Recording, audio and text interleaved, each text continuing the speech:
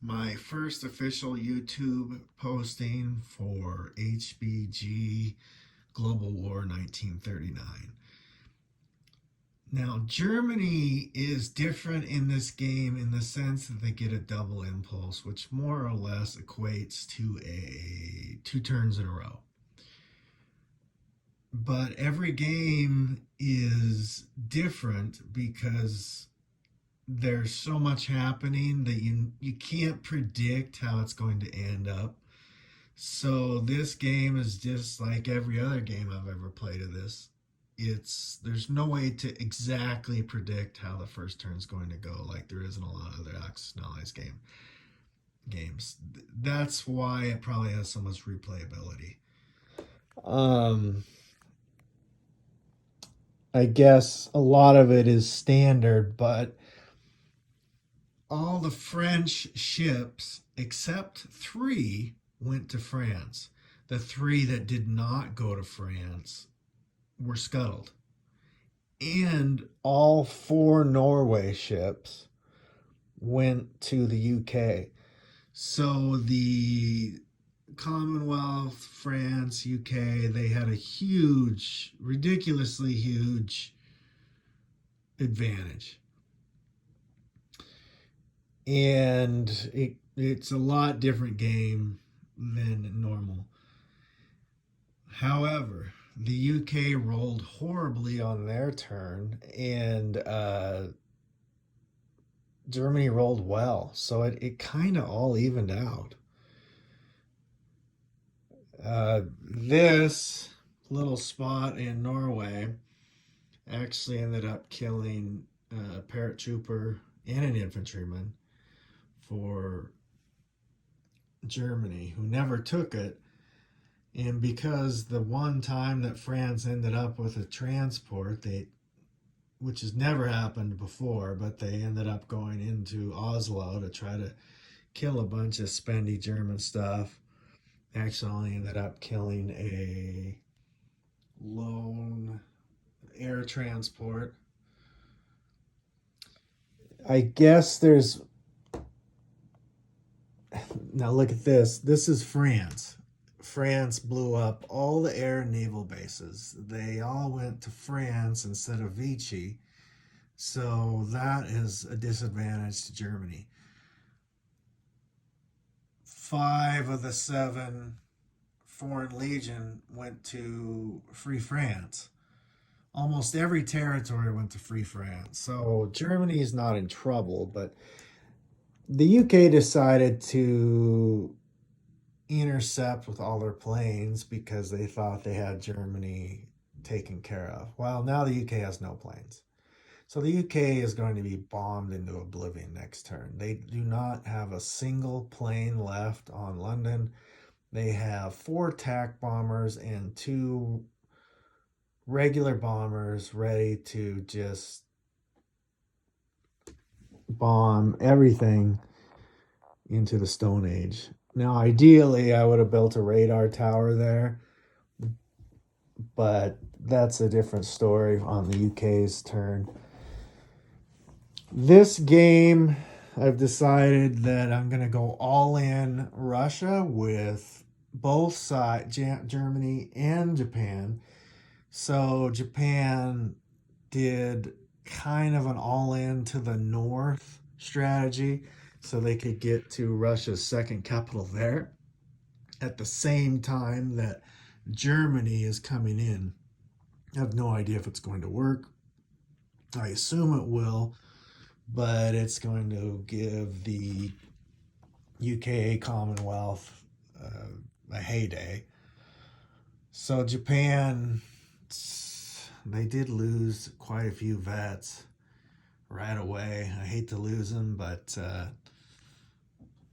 I guess it's the price you pay for going all in Russia right away. Haven't attacked Russia yet, trying to tempt them in, but it's probably not going to work.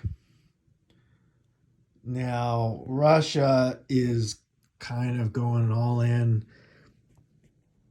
Finland's probably a trap. I don't know why I keep doing this over and over, but for some reason I like to eliminate a bunch of Finnish units and Germans. It's a proxy war up there. I don't know what's going to happen. I brought all the Soviet Far East units back to Moscow.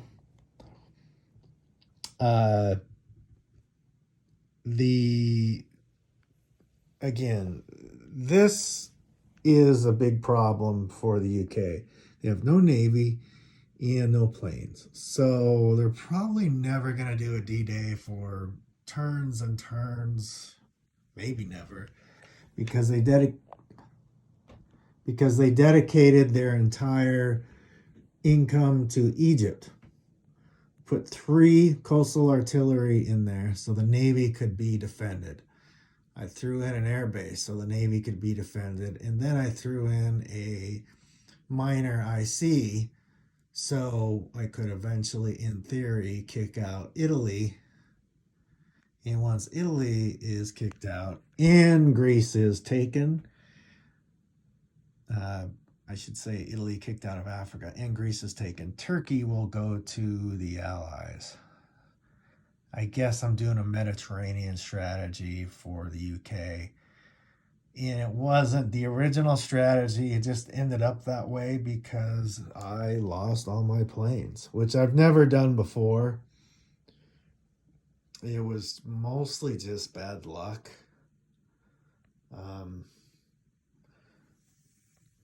Over here, the Commonwealth is just going to have a blast because Russia and China are going to eat up all of Japan. It's probably not going to be great for Japan. I got to get to the Money Islands eventually, but it is turn 1. The U.S. holding here in Hawaii for now. China's were too tempted to kill as many vets as they can. They're actually doing pretty good for turn 1, all things considered. Japan did go all in China, and if you look, there's not much left of Japan. But Japan, of course, built that little factory there. Italy had to deal with a huge French Navy here on Marseille, and then the Navy from Gibraltar, the 3 UK pieces from the 3 UK naval units came into here. And then Italy also had to deal with the Greece Navy. And that's all Italy has left. So they built a coastal artillery. And they have some planes in there. 3 fighters, or 2 fighters and attack that could theoretically intercept, because it's likely that the UK could destroy that. It's going to be really close.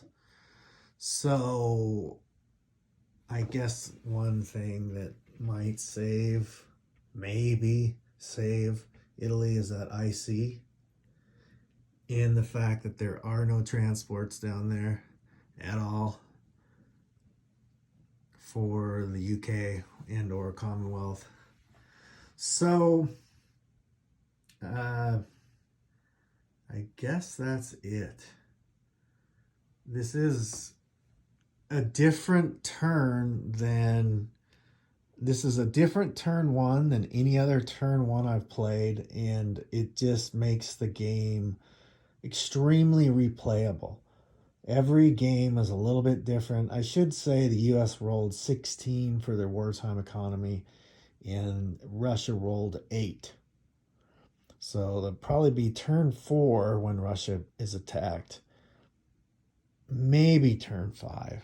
It depends on the rolls.